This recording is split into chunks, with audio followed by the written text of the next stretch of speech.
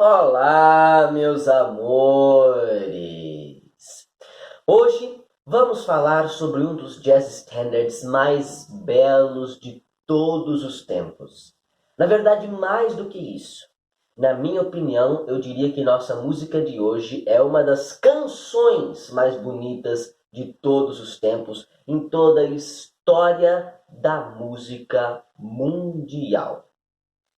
Trata-se de uma canção em que o nosso eu lírico, saudoso com relação a um amor do passado, vai se lembrando, vai enxergando momentos vividos com sua pessoa amada nas coisas mais simples, nas coisas mais tolas, nas coisas mais fúteis do mundo.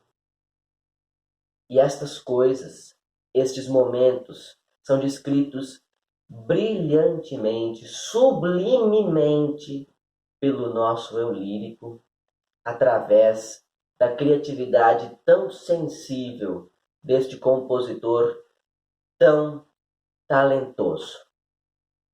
Para isso, ele se utiliza de metáforas que, puxa vida, vão embelezar esta canção de tal modo que, por mais que você ouça 1000 vezes, você sempre descobre uma metáfora ainda mais bonita do que a outra. Trata-se de uma canção longa, uma canção que vai fazendo uma lista das coisas, das metáforas que fazem este eu lírico se lembrar do seu amor perdido. E é como eu disse, embora sejam coisas muito simples, muito cotidianas mesmo, que estejam ao nosso redor do nosso dia a dia, alguma coisa nelas nos faz lembrar de um amor que se foi. Estes detalhes são, por exemplo, uma marca de batom em um cigarro aceso, um piano tocando no apartamento ao lado, o assovio dos garçons enquanto o último bar da cidade está fechando, morangos silvestres em liquidação na feira, etc, etc. São imagens, umas mais lindas do que a outra, que eu pretendo trazer aqui para vocês, nesta canção intitulada These Foolish Things Remind Me of You, que significa estas coisas tolas me lembram de você. Ai, isso é tão romântico. Nossa música de hoje foi composta em 1935 por Eric Maschwitz, autor britânico responsável pela letra da nossa música de hoje. Sim, portanto, percebam que neste nosso caso, a letra veio antes da melodia. Como foi que Eric Maschwitz compôs a letra da nossa música de hoje? Isto é uma história interessante.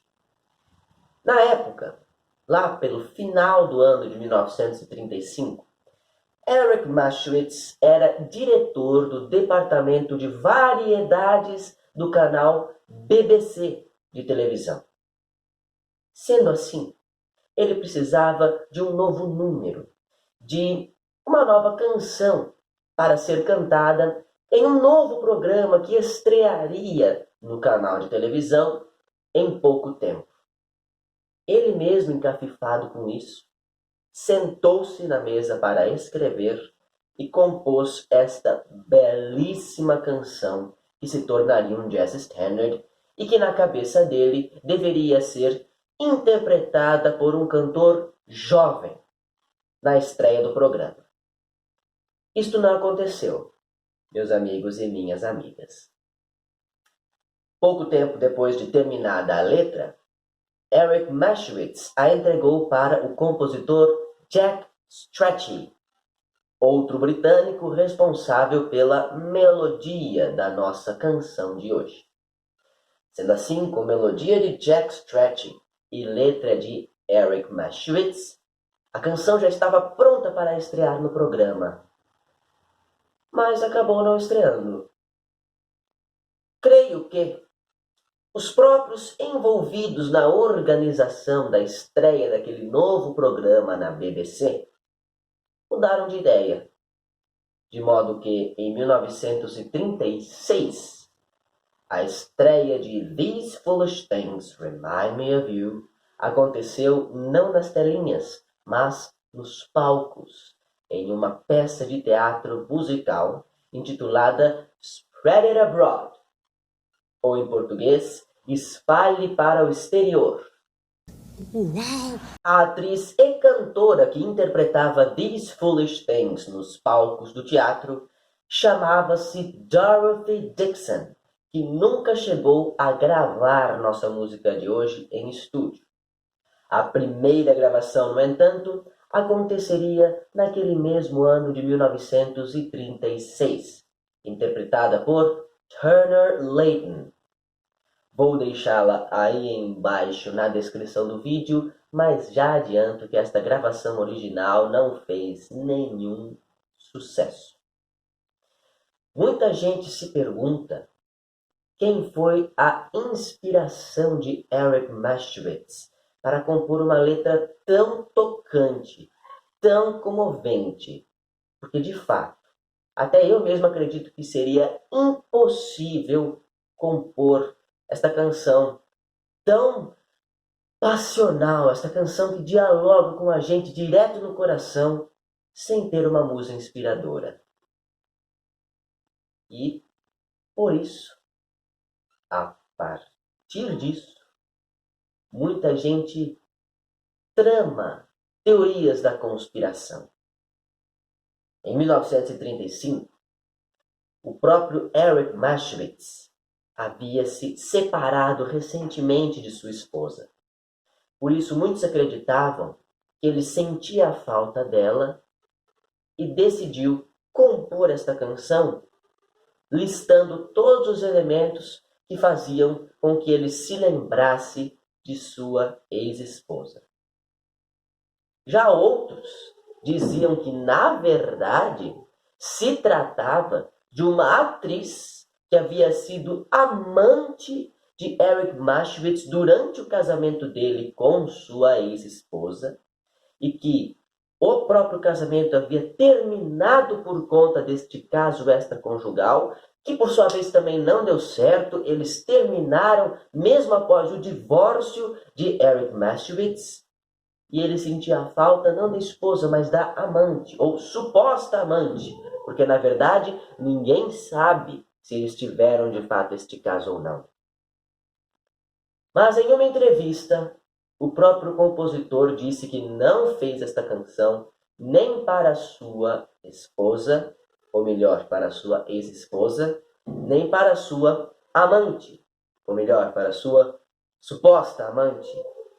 Ele declara que, naquela noite, ele estava preocupado em compor um número que estreasse naquele programa novo e, desta forma, decidiu drogar-se para estimular sua criatividade. Bebeu bastante uísque, misturou com bastante café, com outras drogas estimulantes, ficou doidão e começou a lembrar do passado. Diz ele que compôs nossa música de hoje para um amor de infância, um amor de escola, que era suscitado nas menores coisas do dia a dia. Um telefone que toca sem ninguém atender, a letra de uma música de Bing Crosby, o sorriso de Greta Garbo. Todas estas imagens, todas essas metáforas e muitas outras foram compostas por Eric Maschwitz, inspirado no estilo de Cole Porter. Vocês já repararam nas canções que nós já estudamos de Cole Porter? Ele é um compositor que gosta muito de fazer listas nas suas canções? Pois é. Por exemplo, quando nós estudamos Anything Goes, é uma canção em que ele lista tudo que ele acha inadequado na época dele. Ou então Let's Do It, Let's Fall in Love, em que ele lista inúmeros seres vivos do reino animal, do reino vegetal, que fazem amor.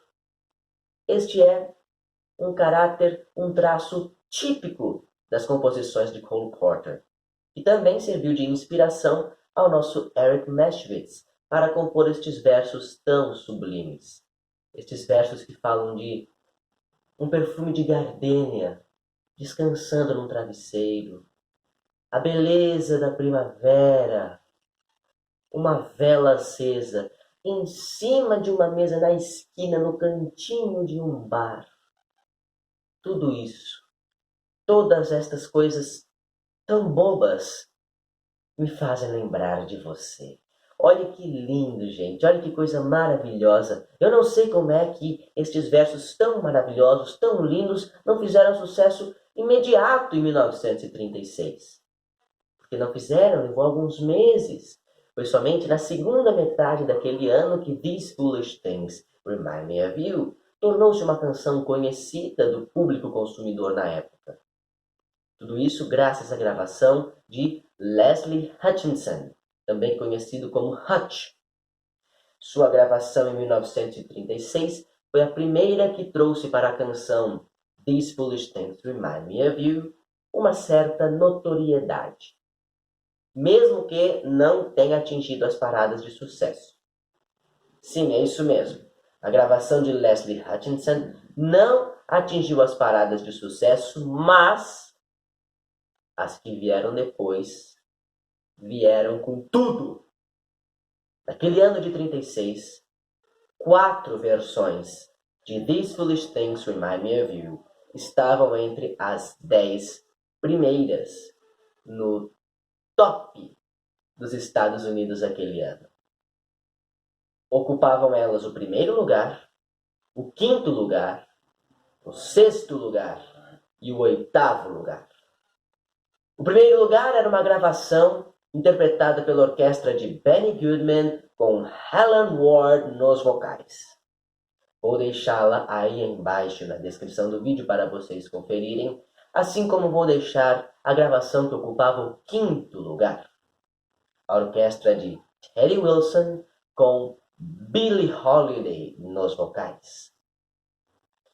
Mas, gente, posso confessar para vocês, nenhuma delas é a minha preferida. A minha preferida é uma gravação muito mais recente, de uma cantora muito mais conhecida e simplesmente uma das maiores lendas do jazz, como eu sempre digo.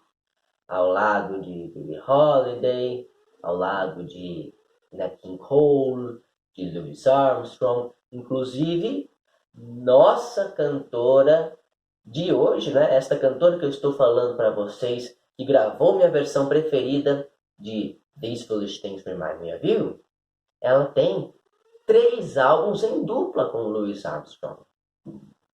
Já sabem quem é agora, não é? Pode falar para mim. Quem que é? Quem que é? Quem é Arapuã que te cobre de beijo? Arapuã. É claro que eu só poderia estar falando de Ella Fitzgerald.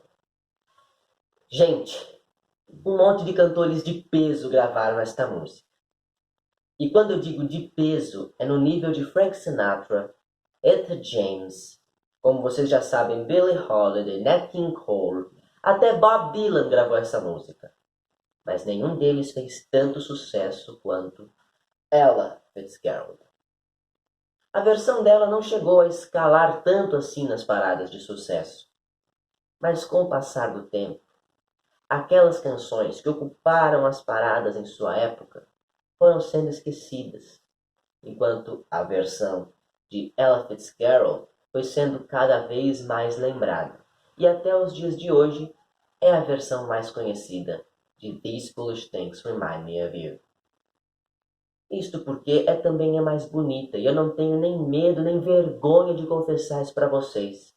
É a minha opinião, mas eu sei que também é a verdade, porque eu já escutei outras versões desta música e não consegui gostar tanto delas quanto da de Ella Fitzgerald. Eu vou deixá-la aí embaixo na descrição do vídeo para vocês conferirem, e eu espero muito que vocês gostem. Antes de me despedir, uma história pessoal que eu tenho com esta música. A primeira vez que eu a ouvi foi ainda este ano ou no ano passado?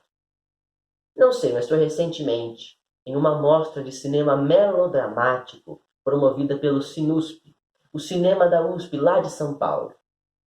Eu pesquiso melodrama na faculdade. Daí, minha namorada descobriu que este festival de cinema melodramático estava em cartaz e fomos até a USP de São Paulo assistir um filme. Era um filme japonês que eu nem gostei tanto assim, chamado Tormenta, mas a vinheta de abertura deste filme, que na verdade era a vinheta oficial de abertura de toda a mostra melodramática de cinema, não é? Essa vinheta tinha como trilha sonora These Foolish Things Remind Me of You, de Ella Fitzgerald. Na mesma hora eu pesquisei que música era aquela. E desde então, não parei de ouvir. E tão bonita que é essa música. É sério, gente, ouçam. Ouçam e aproveitem, porque vocês também vão se viciar. Se vocês forem tão fãs da beleza, tão fãs quanto eu. E é assim que eu me despeço de vocês. Semana que vem tem outro Jazz Standard no Vamos Falar de Música Exterior. Um abraço no coração de todos, beijos na alma de cada um e lembranças do Emílio. Muito obrigado pela paciência, pela audiência e até a semana que vem.